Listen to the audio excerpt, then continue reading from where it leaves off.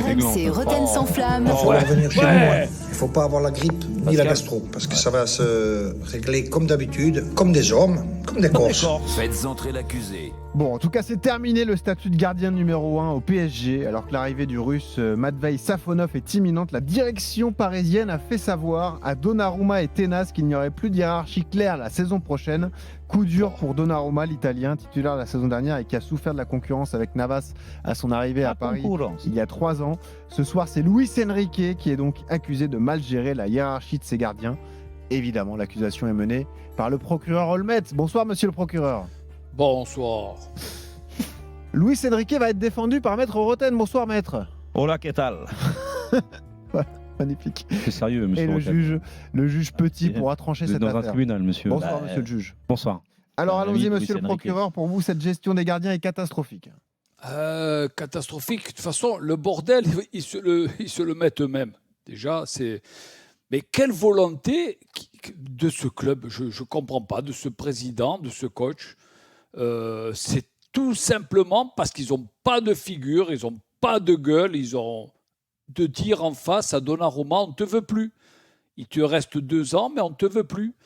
Il n'y a pas si longtemps que ça, et puis je le salue de tout mon cœur, c'est Sir Alex Ferguson que j'ai vu dernièrement à Wembley.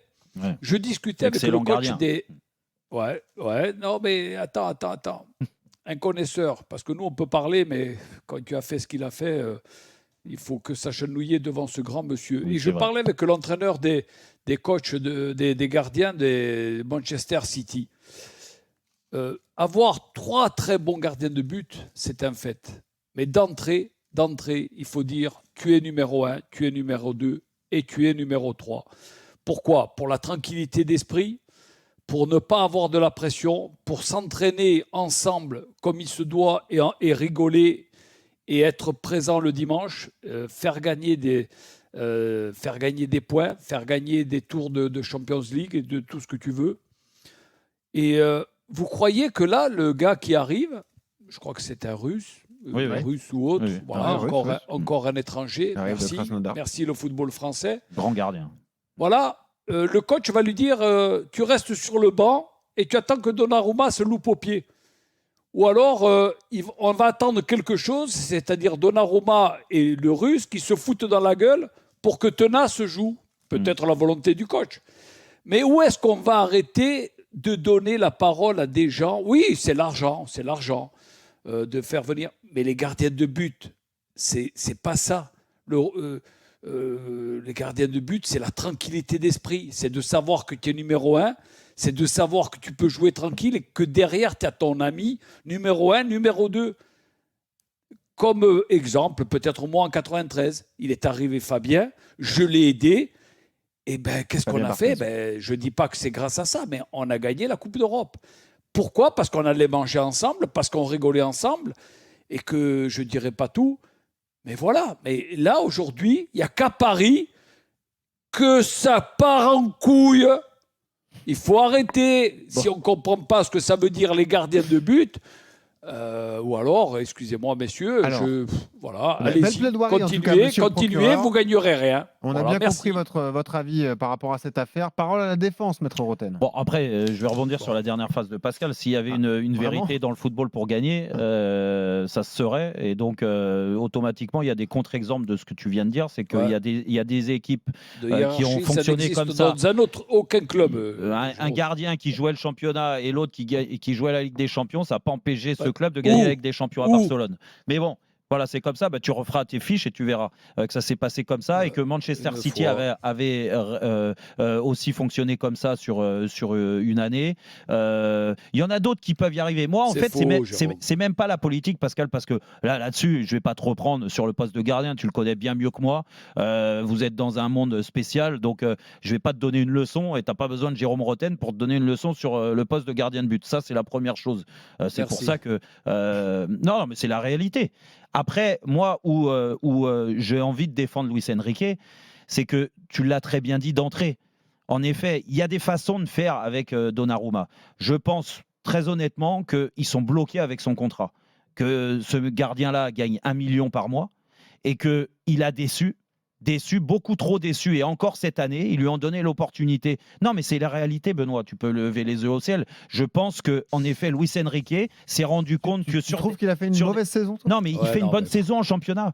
Le problème, c'est qu'à Paris, comme dans les clubs avec grosse pression, c'est-à-dire où tu dois gagner toutes les compètes et les plus grandes compètes, tu es surtout jugé sur ce que tu fais au mois de mars, au mois de mai, d'accord ?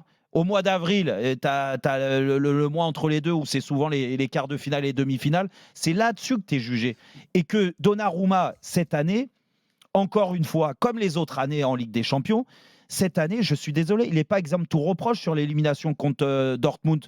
Le match contre Barcelone, le match aller, on vous souvenez, le but encaissé, les 2 buts contre Dortmund encaissés sur coup de pied arrêté où il ne sort pas, les problèmes jeu au pied. Bon, bah, peu importe, on connaît, Donnarumma, il est comme ça, il ne va pas se transformer en numéro 10 et il ne va pas avoir les pieds de Zinedine Zidane.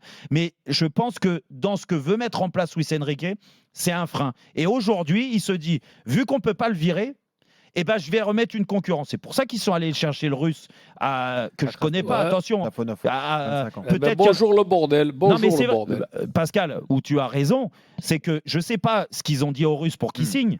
Ce qui est sûr, c'est que je ne sais pas ce qu'ils ont dit à la fin des matchs où Donnarumma n'était pas à la hauteur.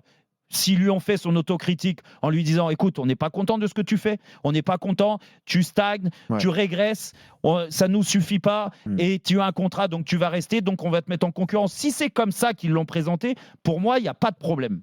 Si c'est pas comme ça, ça peut créer un bordel. Alors le verdict du juge Petit. Bah donc tu es d'accord avec Pascal? Non, je défends Luis Enrique en fait. Parce que tu as dit si c'est pour cette raison-là, je comprendrais. Donc moi, quand je regarde, on est quand aujourd'hui? On est début juin, on est d'accord? Début juin. Ouais.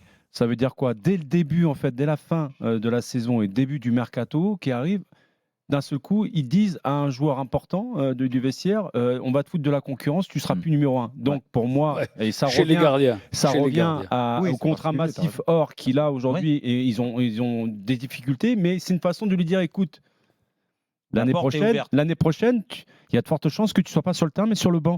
Donc, à toi de décider si tu veux rester sur le banc parce que tu as un poste et un statut à défendre également avec l'équipe nationale. Donc, c'est peut-être lui mettre l'idée dans la tête de se dire je vais peut-être mon avenir n'est pas là.